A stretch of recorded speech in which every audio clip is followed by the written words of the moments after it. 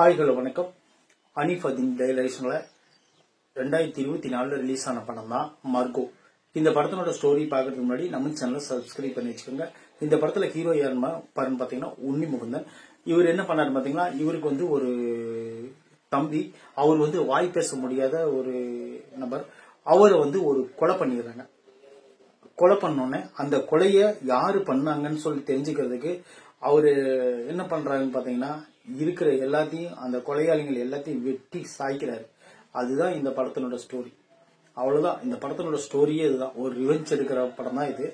இந்த படத்தினோட ஸ்டோரி வந்து ஈஸியா கடந்து போக முடியாது. ஏன்னா இந்த படத்துல கிளை கதைகள் நிறைய இருக்குது. நிறைய இருக்குன்னா அது வந்து ஒரு அப்பா அம்மா, அவங்களுக்கு வந்து ஒரு பையன், அவங்க வந்து வளர்ப்பு மகனா எடுத்து வளர்த்துறாங்க நம்ம உன்னிய. அவங்களுக்கு வந்து உண்மையான மகன் யாருன்னு பாத்தீங்கன்னா அந்த வாய் பேச முடியாதவர். அவருக்கு வந்து அவர் வந்து ஹீரோ மேல அவ்வளவு உயிரோ இருப்பாரு, அண்ணா அண்ணான்னு சொல்லிட்டு அவ்வளவு உயிரோ இருப்பாரு.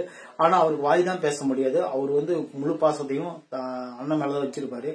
அப்பேற்பட்டவர் ஒரு செத்த உடனே அவரோட இழப்பை தாங்க முடியாம அந்த வில்லன் குரூப்பை துவம்சம் பண்றாரு. துவம்சம் பண்றாருன்னா நீ இந்த கில் படம் எல்லாம் பார்த்திருப்பீங்க. அதுல வந்து குத்தி கொலை பண்றதெல்லாம் அவ்வளவு ஒரு ரணக்கொடூரமா சொல்லியிருப்பாங்க. ஆனா இந்த படத்துல அந்த மரம் இருக்கிற அந்த மிஷின் எடுத்துட்டு சும்மா எல்லாத்தையும் வெறுத்து வாங்குறாரு. அந்த அளவுக்கு ரத்தம் தெரிக்கக்கூடிய காட்சிகள் நிறைய இருக்கிறதுனால குழந்தைகள்லாம் யாரும் இந்த படத்தை பார்க்காதீங்க. அந்த மாதிரி ஒரு காட்சிகள் அமைச்சிருக்காங்க. தம்பியினுடைய ரிவெஞ்சுக்காக எடுக்கப்பட்ட படம் தான் இது.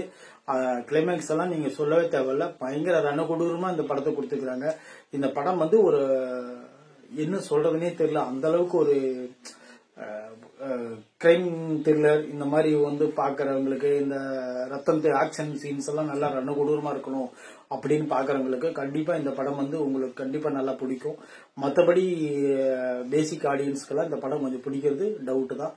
இந்த படத்தை வந்து நீங்க பார்த்து என்ஜாய் பண்றதுக்கு முக்கியமான காரணம்னு பாத்தீங்கன்னா இந்த படத்தினோட ஆக்ஷன் சீன்ஸ் தான். எல்லா ஃபைட்டும் மிக பிரமாதமா பண்ணிக்கிறாங்க. அது போல இந்த படத்தில் இருக்கிற எல்லா ஹீரோஸும் எல்லா ஒரு ஆக்டர்ஸும் சரி, அவங்களுக்கு என்னென்ன கொடுத்துருக்காங்களோ அதை அப்படியே பர்ஃபெக்டா பண்ணதுனாலதான் இந்த படம் வந்து ஒரு டைமாவது நம்ம பார்த்து என்ஜாய் பண்ற மாதிரி இருக்கு.